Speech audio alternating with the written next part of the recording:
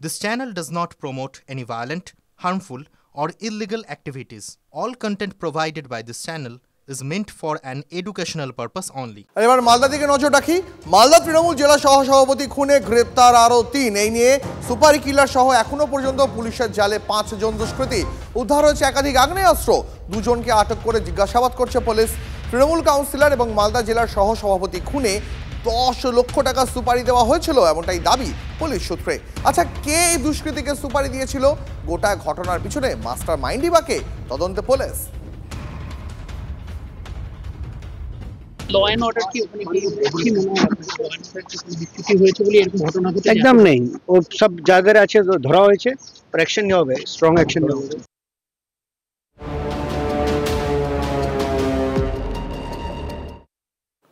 আচ্ছা, গোষ্ঠীদ্বন্দ্বের জেরে কি খুন মালদা তৃণমূল নেতা দুলাল সরকার? অভিষেকের ইঙ্গিতপূর্ণ মন্তব্যের পর জল্পনা চরমে। চক্রান্তের শিকার দুলাল, কোণঠাসা করার চেষ্টা হচ্ছিল দলেই। ফরহাদ হাকিমের কাছে বিস্ফোরক অভিযোগ দুলালের স্ত্রীর।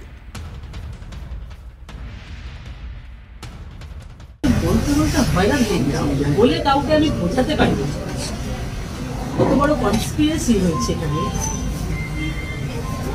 দীর্ঘদিন থেকে একটা মানুষকে এত হিউমিলিয়েট করা, এত ইয়ে করা,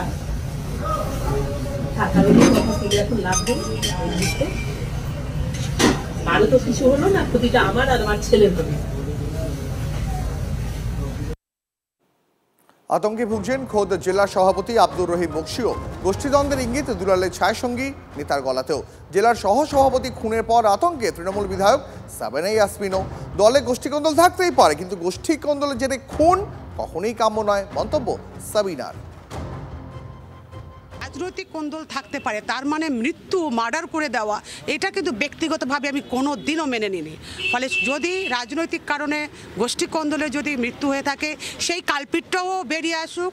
আর যদি গোষ্ঠী কোন্দলের জন্য মৃত্যু না হয়ে থাকে, তার পিছনে যদি অন্য কোনো কারণ থাকে, তারাও কিন্তু সেই কালপিটটাও বেরিয়ে আসুক।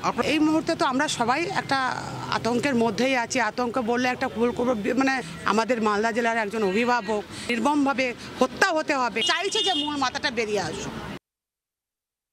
এটা একটা পয়সা দিয়ে করা হয়েছে, খুন করা হয়েছে। বিহারে কোনো গ্যাংকে হয়তো টাকা দিয়েছে, শুনেছি 10 লক্ষ টাকার লেনদেন হয়েছে। এটাই। কতজনকে ধরেছে? 5 জনকে ধরেছে, 6 জন ছিল, একজন পালিয়ে আছে। লোকালি 2 জনকে ধরেছে, চলছে এনকোয়ারি। কেন খুন হতে পারে এরকম? এটা পুলিশ দেখছে। পুলিশ সর্বোচ্চ কারণ মাননীয় মুখ্যমন্ত্রী নিজে দেখছেন, তিনি নির্দেশ দিয়েছেন, সেই মুখে কাজ হচ্ছে। এতটা হচ্ছে নিরাপত্তা, মানে আমাদের এখানে নিরাপত্তাহীন অবস্থায় আমরা আছি।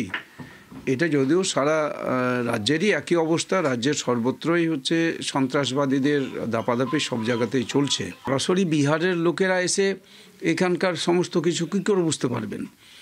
এখানকার স্থানীয় লোক না থাকলে তো হবে না।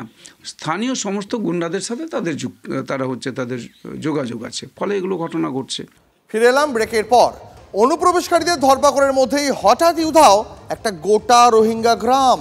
বারুইপুর থেকে উধাও রোহিঙ্গাদের 2 বছরের পুরনো বসতি। খোঁজ নেই হারদহ বাঁশরার 327 জন রোহিঙ্গার। 2017-এ বারুইপুরে রোহিঙ্গাদের থাকার একটা ব্যবস্থা করা হয়। এখন কোথায় তারা জানেই না রাজ্য প্রশাসন। অনুপ্রবেশকারীদের কি এভাবে আশ্রয় দেওয়া যায়? প্রশাসনের মদতেই আশ্রয় রাজ্য সরকারকে নিশানা বিরোধীদের। মানবিকতার কারণেই সাহায্য করেছিলাম, দাবি হারদহ পঞ্চায়েত প্রধানের। চলাফেরা করতো, ওদের ভাষাটা তো অন্য, ওই জন্য এরা আমাদের বাঙালি ভাষার সাথে ওদের মানে ম্যাচিং হতো না, সেই জন্য চলাফেরা করতো। মানে ঠিক এমনি কিরকম ছিল, মানে এমনি কি না না মিশুকে ভালো ছিল। ফ্যামিলি, হ্যাঁ কেউ কেউ ফ্যামিলি থাকতো বলতে আমি তো শুধু পুরুষদের দেখেছি, মহিলাদের তো তেমন দেখিনি। তাদেরকে দেখেছি অসহায় কবলিত বলেই তো মনে হয়েছে। রোহিঙ্গারা থাকতো। কত লোক থাকতো? থাকতো অনেক লোক। তারপরে কি হলো? আবার চলে গেছে। আমরাও তাই মানবতার খাতিরে তাদের সাহায্য করেছি। সেই হিসাবে এখানে ছিল 150 মতো ফ্যামিলি, 150 মতো পরিবার তারা এখানে এসেছিল।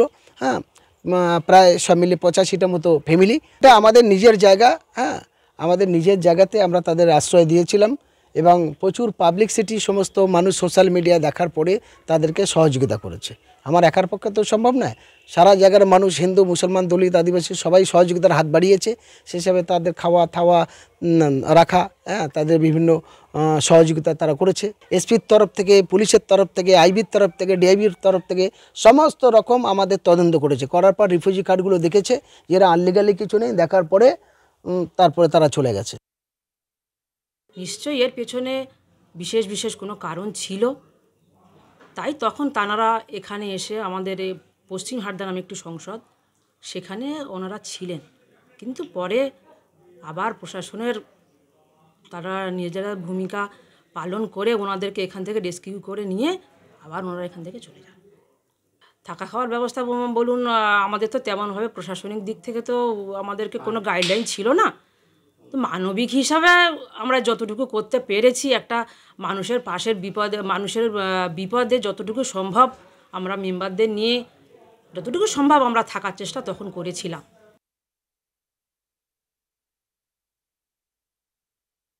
তারা ভারতবর্ষে অনুপ্রবেশ করলো এবং বিশেষ করে বাংলায় যে তারা জায়গা পেল, আমার মনে হয় যে প্রশাসনিক মদত ছাড়া এটা কখনোই সম্ভব নয়। বিভিন্ন মুসলিম গোষ্ঠীর সঙ্গে সঙ্গে এখানে প্রশাসনিক সহায়তাও ছিল পরোক্ষভাবে, না হলে তারা কখনো এরকমভাবে জায়গা পেতে পারে না। প্রকাশ্যভাবে বাড়িঘর করে কী করে থাকে অনুপ্রবেশকারীরা। একইভাবে রোহিঙ্গাদের একটা রিহ্যাবিলিট করার চেষ্টা এখানে করেছে কোনো গোষ্ঠী, এই অবৈধ অনুপ্রবেশকারীদের, এবং তৃণমূল কংগ্রেসের মদতপুষ্ট যারা এখানে প্রশাসনে রয়েছে তারাও সহযোগিতা করেছে। আমরা চলে এসেছি রোহিঙ্গা ল্যান্ডে, অর্থাৎ বারুইপুরের হাড়দহ গ্রামে। একটা সময় এই গ্রামেতেই 150 জন রোহিঙ্গা পরিবার নিয়ে বসবাস করত এবং তারা অনুপ্রবেশকারী হলেও এই গ্রামেতেই তাদেরকে বসবাস করার সমস্ত বন্দোবস্ত করা হয়েছিল। আমরা ঘুরে দেখে নেব সেখানকার বর্তমান কি অবস্থা। এই যে গ্রাম, হাড়দহ গ্রাম, এখানে একাধিক টিনের টেন্ট তৈরি করে দেওয়া হয়েছিল এবং সেই টেন্টেই পরিবার নিয়ে এখানে বাস করতেন রোহিঙ্গারা। প্রায় 150 পরিবার শুধু এখানেই যেমন থাকতো, পাশাপাশি আশেপাশে সমস্ত এলাকাগুলোতে প্রায় সংখ্যাটা ছিল 327 জন। প্রত্যেকটা রোহিঙ্গারা তারা বসবাস করতেন। ঠিক এই যে আমাদের ক্যামেরা পার্সনকে দেখাতে বলবো, এই যে একটি দেখা যাচ্ছে যে মাথায় রয়েছে অ্যাসবেস্টসের ছাউনি, আর গোটা বাড়িটি তৈরি করা হয়েছে টিন দিয়ে। এই রকমই ঘর তখন এখানে চারিদিকে ছিল এবং সেই ঘরগুলোতেই রোহিঙ্গারা তারা সন্ততি নিয়ে এখানে বাস করতেন। 2017 সাল থেকেই এখানে রোহিঙ্গাদের এটাই ছিল ঠিকানা, অর্থাৎ রোহিঙ্গা ল্যান্ড হিসেবে কিন্তু এই এলাকাটাই চিহ্নিত এবং বর্তমানে কিন্তু সেখানে আর কোনো রোহিঙ্গা এখানে নেই। বারুইপুরের রোহিঙ্গা ল্যান্ড অর্থাৎ হাড়দহ গ্রাম থেকে অভিজ্ঞান নস্কর, TV9 বাংলা। আর অনুপ্রবেশ আশঙ্কার মাঝে উদ্বেগ বাড়াচ্ছে নজরদারি ক্যামেরার ব্যাটারি এবং তার চুরির মতন ঘটনা। ভারত বাংলাদেশ সীমান্তে কড়া নজরদারিতে বসেছে অত্যাধুনিক ডোম এবং PTZ ক্যামেরা, কিন্তু সেই ক্যামেরা থেকে এবার চুরি গেল দামি ব্যাটারি। বিষয়টি নজরে আসতেই নড়েচড়ে বসেছেন BSF এর দক্ষিণবঙ্গ ফ্রন্টিয়ারের কর্তারা। মালদা, কৃষ্ণনগর এবং মুর্শিদাবাদে BSF চেকপোস্ট সংলগ্ন এলাকা থেকে চুরি গেছে অন্তত 15টি ক্যামেরার ব্যাটারি। শুধু ব্যাটারি নয়, চুরি গেছে ক্যামেরা সংযোগকারী 200 থেকে 400 মিটার তারও। দক্ষিণবঙ্গ ফ্রন্টিয়ারের এলাকায় night vision camera, thermal image camera সহ একাধিক সরঞ্জামও চুরি হয়ে গেছে বলে অভিযোগ। অনুপ্রবেশকারীদের পাশাপাশি ভারতের যে দালালরা রয়েছে তারাই এ কাজ করেছে বলে সূত্রের খবর। বিষয়টি উল্লেখ করে বর্ডার গার্ড অফ বাংলাদেশকে নোটিশ পাঠিয়েছে BSF। সীমান্তে জঙ্গি কার্যকলাপের মোকাবিলা এবং অনুপ্রবেশ ঠেকাতে সক্রিয় ভূমিকা পালন করে এই উন্নত প্রযুক্তির ক্যামেরাগুলি। কোন ব্যাটালিয়নে কত ক্যামেরা এবং যন্ত্রাংশ খারাপ সে বিষয়ে যাবতীয় তথ্য চাওয়া হয়েছে BSF দক্ষিণবঙ্গ ফ্রন্টিয়ারের তরফে। দ্রুত সেগুলি মেরামতের নির্দেশ কেন্দ্রীয় স্বরাষ্ট্র মন্ত্রকের।